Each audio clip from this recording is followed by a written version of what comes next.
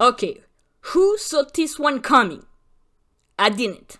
I really didn't. Hello people, I'm back with a new video about Pokémon teams for Kids Next Door characters.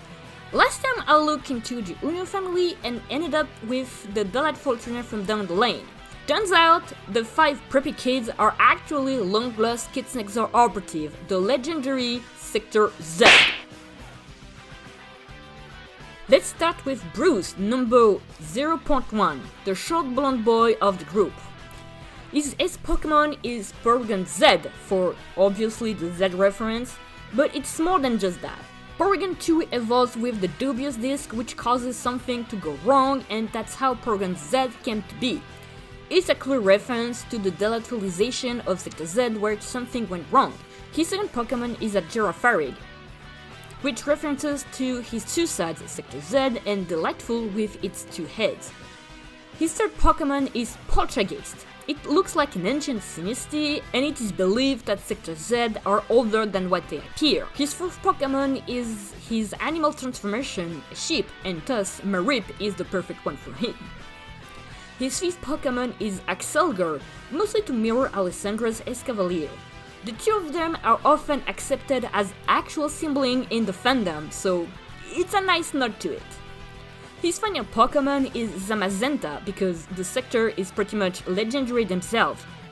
Zacian is said to be like an older sister to Zamazenta, and Alessandra as the other legendary Pokemon. Next we have David, number 0.2. For his Pokemon, I went with the ones that look like him. So, Dino, Camerupt, and a kind of Bagon come to mind. Boltund is a tall, slender Pokemon, and Centiskorch is there for the same reason. For his ship transformation, David gets the tallest in the line, Ampharos. Now we get to the biggest mystery of the fandom that finally got resolved. Alessandra. Her real name was actually leaked, so now we can say with confidence that her real name is Alessandra.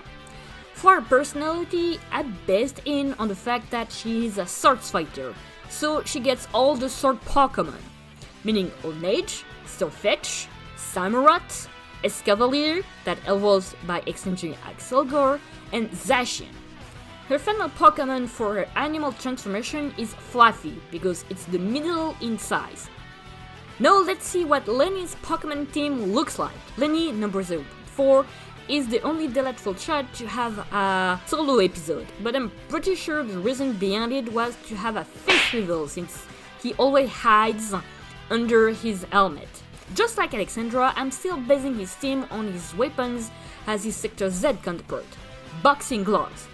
So his first 4 Pokemon are Hitmonchan, Makuhita, Crabrawler, and Clobbopus. He also has a Snorunt because it is reminiscent of the fact his face is hidden by the shadow of his helmet. Also, there is the fan theory that a Snorunt is actually a lost Falink, which references the fact that Lenny was able to separate from the group for a while. His final Pokemon is to reference his animal transformation, and since the Marie plan has been completely used already, I chose Whimsicott, which is supposed to be a ram. Okay, let's move to the last member of Sector Z, Constance, number 0.5. Her first Pokemon, Wigglytuff, is to make a reference to her supposed last name, Wiggestine, or at the very least, a reference to Ben himself. Her second Pokemon is a Furfrou Debutante Trim, to reference her delightful counterpart. Her third Pokemon is a Galarian Corsola. It's to show that while delightfulized, she is basically just an empty shell of her former self. Her fourth Pokemon is a Wishmere. Being the only member who didn't have a spoken line in Operation Zero, it's most often theorized that Constance is mute, or selectively mute, hence the quiet Pokemon. Her fifth Pokemon is Wormadam Sandcloak, because the rocks look like her braids. Her final Pokemon that will reference to her ship transformation is Wooloo, because, come on, the braids looks like her. So there it is, the full Pokemon teams for Sector Z. As usual, leave a like and a comment down below, let me know what you think for these teams. Until next time, stay young people!